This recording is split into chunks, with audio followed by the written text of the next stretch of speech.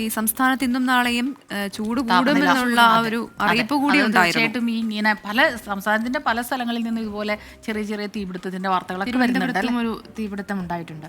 തിരുവനന്തപുരം പാലോട് പെരിങ്ങമല കാട്ടിലക്കുഴിയിൽ വനത്തിനോട് ചേർന്ന സ്വകാര്യ വ്യക്തിയുടെ പുരയിടത്തിന് തീപിടിച്ചു. വിതുര ഫയർഫോഴ്സ് എത്തി തീ അണയ്ക്കുകയാണ്. എ വി ജയശങ്കർ ഉണ്ട് തിരുവനന്തപുരത്ത് നിന്ന് വിവരങ്ങളുമായി. ജയശങ്കർ, ഇപ്പോൾ തീ നിയന്ത്രണ വിധേയമായിട്ടുണ്ടോ? എന്തൊക്കെയാണ് വിവരങ്ങൾ?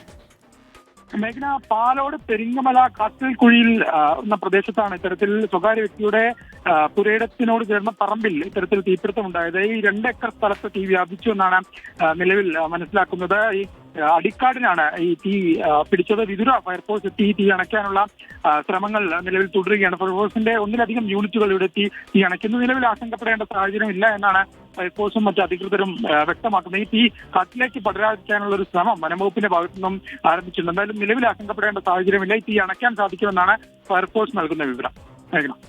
ശരി. തിരുവനന്തപുരം പാലോട് പെരിങ്ങമലയിലാണ് ഇത്തരത്തിൽ വനത്തിനോട് ചേർന്ന ഒരു സ്വകാര്യ വ്യക്തിയുടെ പുരയിടത്തിന് തീപിടിച്ചത്. എന്തായാലും ഈ ഒരു കാലാവസ്ഥ അല്ല, നേരത്തെ പറഞ്ഞതുപോലെ തന്നെ ചെറിയൊരു കനൽത്തരി ഉണ്ടെങ്കിൽ തന്നെ അത് പടർന്ന്, മാത്രമല്ല കാറ്റും വലിയൊരു പ്രശ്നമാണ്. നമ്മളിപ്പം അമേരിക്കയിലെ തീപിടുത്തം ഉണ്ടായതൊക്കെ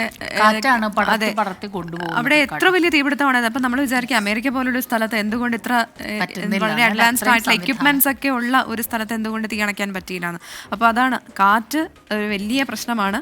അതോടൊപ്പം മേഖലയെല്ലാം തോന്നുന്നു അല്ലേ, പ്രകൃതി അത് അങ്ങനെയാണ്. പ്രതികൂലമാണെങ്കിൽ നമുക്ക് ഒന്നും ചെയ്യാൻ പറ്റില്ല എന്നുള്ളതാണ്. പക്ഷെ ഇപ്പോൾ എന്തായാലും ഈ കൊല്ലത്തും തിരുവനന്തപുരത്തും ഒക്കെ തീ നിയന്ത്രണം ഇന്നലെ വിലങ്ങാടും കോഴിക്കോട് ഇന്നലെ ഒരു തീപിടുത്തം ഉണ്ടായിരുന്നു. അല്ലാതെ ചൂടാണ്. അപ്പോൾ നമ്മൾ ശ്രദ്ധിക്കേണ്ട ഒരു കാര്യം കൂടിയായി, ധാരാളം വെള്ളം കുടിക്കുക.